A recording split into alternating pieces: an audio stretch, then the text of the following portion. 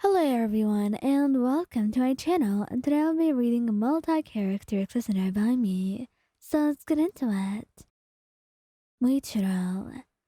Muichiro is such a sweetheart sometimes, but sometimes you can also do things that are completely unexpected of him.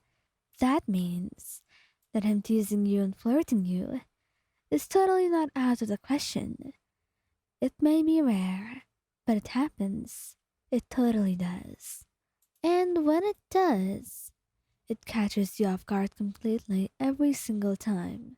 Somehow, he's extremely good at picking the right time, so you don't really expect it when he does this.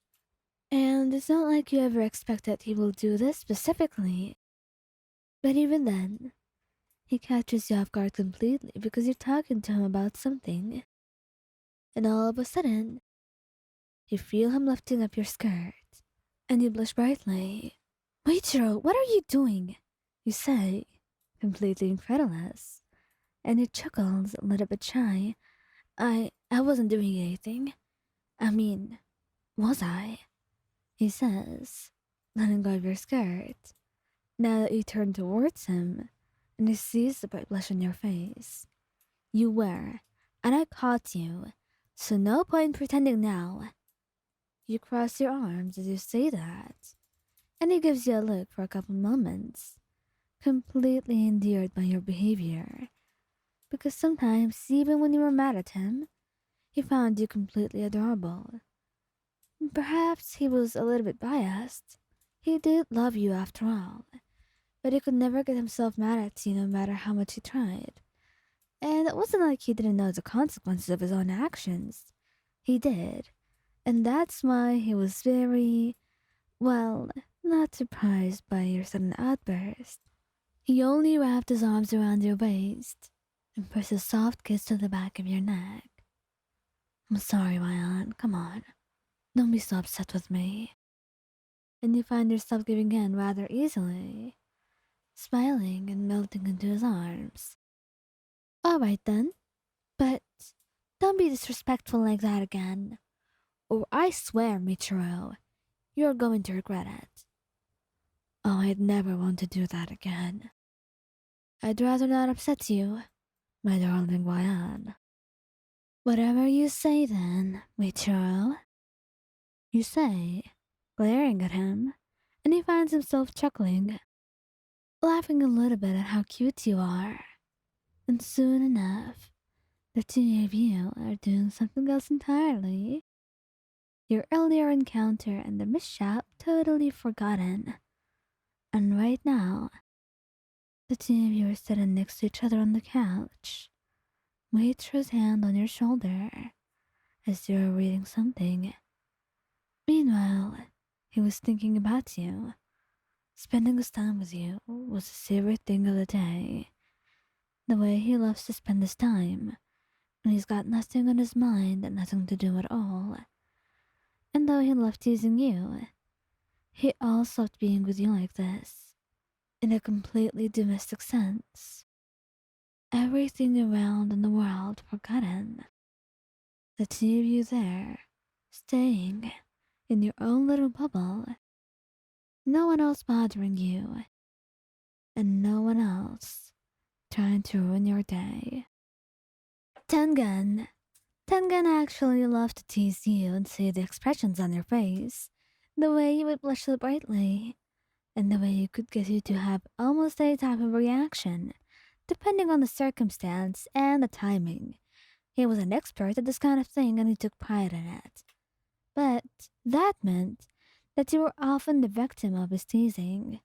And although you loved him dearly and loved any moment that you had with him, cherished it even, sometimes you could be truly a lot to deal with. That didn't mean you loved him any less, of course. After all, he was everything to you, and he meant a lot.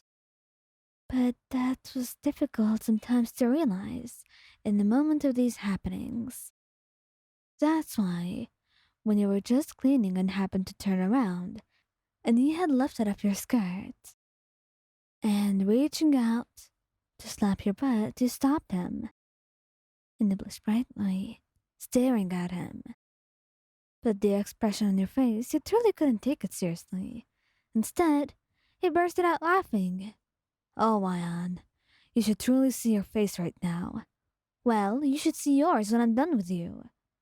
Ooh, scary, he said in complete mockery of what you had threatened. And instead, you were not pouting. You knew you couldn't do anything to him, and it's not like you wanted to, but it made it really difficult to take your scolding seriously. And he stared at you for a couple moments. Your back turned to him as you pouted and crossed your arms, and he let out an extremely fond sigh, his arms wrapping around you as he let himself rest his head on your shoulder, stroking your hair gently. I'm sorry, Ryan. Come on, don't be so mad at me. Well, you make it quite difficult, Rengaku. I know, I know. And I'm sorry about that, I promise. Are you really? You say, quietly judging him, but he nods, turning you around and cupping your face in his hands, looking at your face and your eyes specifically, trying to gauge whatever was going on through your mind, until he realized it was probably safe to try on going for a kiss. And he was right, because you found yourself not really being mad at him and melting into it anyway, closing your eyes as your hands went into his hair and he pulled you even closer. The earlier kind of mishap that you had was completely forgotten and overshadowed by the current moment that they were having. And most importantly, he did help you with cooking that day. So any kind of results that you might have had and remaining anger over his own little teasings, it was completely gone. After all, Tengen's cooking was surely something to brag about, and you were lucky to be on the receiving end of that, to enjoy it, and to know how much he cared for you.